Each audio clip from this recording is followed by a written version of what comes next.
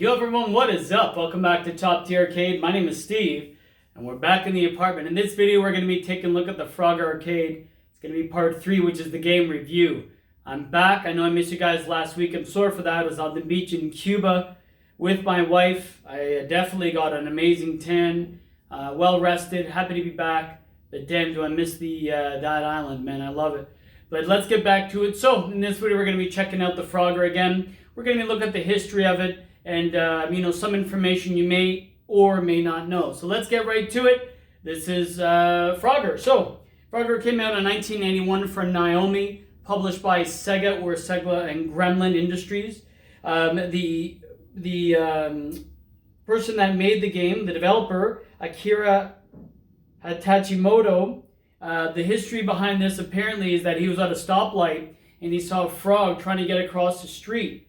And rumor has it he pulled over and tried to get it across to get to the street safely, and that sparked an idea for a video game. Thus came Frogger. Now Frogger was going to be named Frogger was going to be named Highway Crossing Frog, original name, but that was stopped because it doesn't really didn't have like a good ring to it.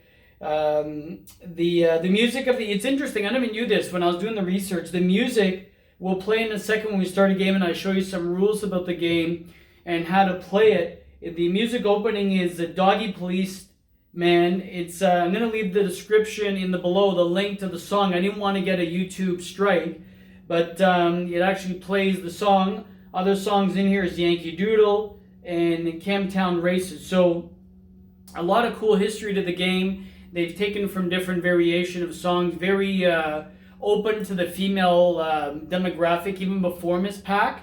This came out before. Again, because of its simplicity and its easy gameplay, I think a lot of females really gravitated toward this. And I know a lot of females at bars and whenever else I go, I see they're often playing it. It's easy to pick up, very simplistic rules, no buttons, and just a joystick.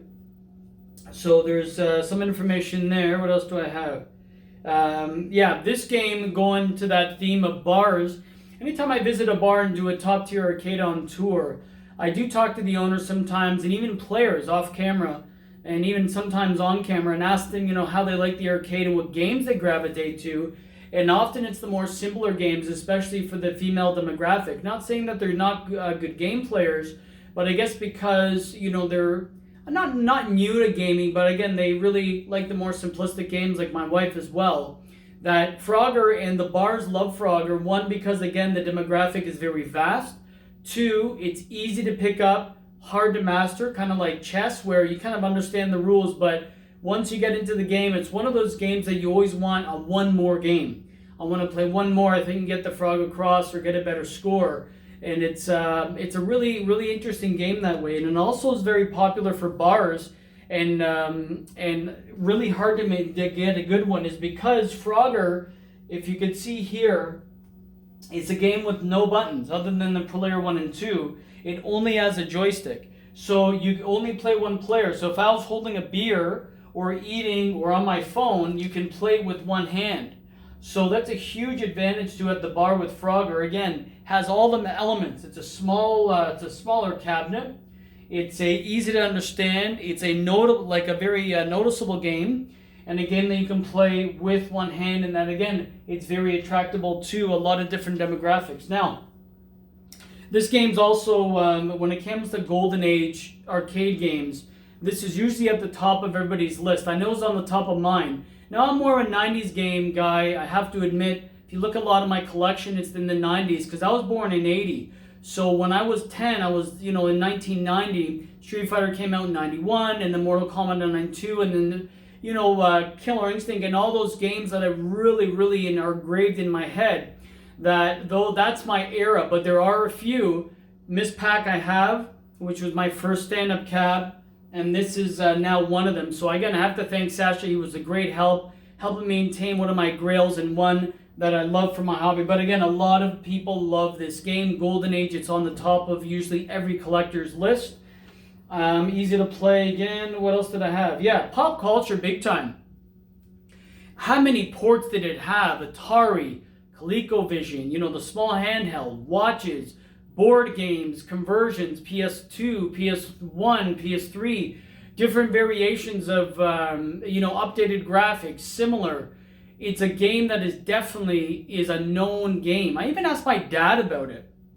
We're talking like a 70-year-old Greek man back in the day when I was growing up when we were kids. And he goes, yeah, I remember, that's the one with the frog and you have to go on the wood or the logs. I'm like, yeah, I can't believe you remember that. So again, it's a game that he really, like, even people that from different ethnicities and backgrounds would recognize because it's so iconic. Merch, it's still, relevant today. And of course, what made it very popular to me, which we'll get, it's a great segue for next video, in the memories, part 4, is going to be Seinfeld and the Costanza trying to keep his high score that was in the pizzeria. So we're going to talk about that another time. So let me keep you live, do a one take here. All right, so I'm going to just slide you over and I'm going to show you a bit of the gameplay. So I just turn the light off. Now I'm going to show you some gameplay. Let me turn the main light off. Okay. Now that's the kitchen, damn it. Okay, so a lot of the light is off. Now you'll see my reflection, but just to see me here. And what we're going to be doing is showing you some rules about Frogger. So if you're not familiar with the game, there's the rules right there, literally laid out in front of you. And, that's pretty much it. That's the points, tally of what you get. So all you really do is press start. And there's that iconic theme, which I'm going to leave in the description below. So here's the point. So there's time. So if that time runs out, your frog dies. This game also has a record of having the most ways to die as far as how you're going to be killed, how to get hit, and whatnot. It's over 10. So it's a 4-way directional joystick, left, right, and up and down. You're trying to avoid all of the hazards. So there's tractors, there's cars, there's race cars, and there's trucks. Now, see, the time died and I died. So let me get further up here. So you try to just get your frog across to the little spaces up there. Okay, and then now these turtles help you across, and that's a good frog. That's the female frog that gives you more points, that goes on your back, and you jump in, and then now you can get that fly for extra points. I missed it. So there's 5 frog houses per se, and then the time restarts, and you have to get them across. Now the cool thing about this game, which is also really intriguing, is like Pac-Man and whatnot, it has very similar patterns. Well, one thing I have to give Frogger, which is unique, is that when you start the game, it's randomized. So as you can see there's a car going flying by, a race car, and then sometimes it just won't be there. So when it comes to mastering the game, there's a level of, so there's the level pass. So there's a level of diversity and also intriguement, because there's not really there is a certain pattern, but it does change. So it does change the game. As you can tell, this is the second level. Other cool things you can do, not get hit by the van. Costanza. So what else you can do is, you see there's the alligator, you see that in the top corner, and you can even go on that alligator's back right there. So you can, I'm gonna die here, but you can go on the alligator's back, but you can't, if you went there, you'd get killed. It can eat you. So that's pretty much the premise of the game, is get the frog across for the fastest time, pick up the female frogs, those extra bonuses, and just keep going and going. My high score right now is not the greatest. It's 14,250. Very low compared to the best players. But that's pretty much Frogger. There's not really much more to say about it, other than it's addictive, it's iconic, it's fun for everyone, male, female, and everybody else. I've just died.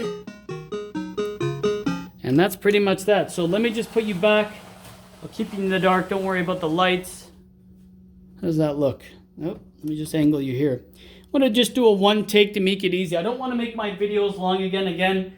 My new format wants to be just quick and to the point. So that's Frogger. If you guys have any things I may know about the game, leave in the comments below. Please subscribe. There's a lot more coming. Some interesting things. Maybe very good news coming. Finally, it's been a hell of a 2 years.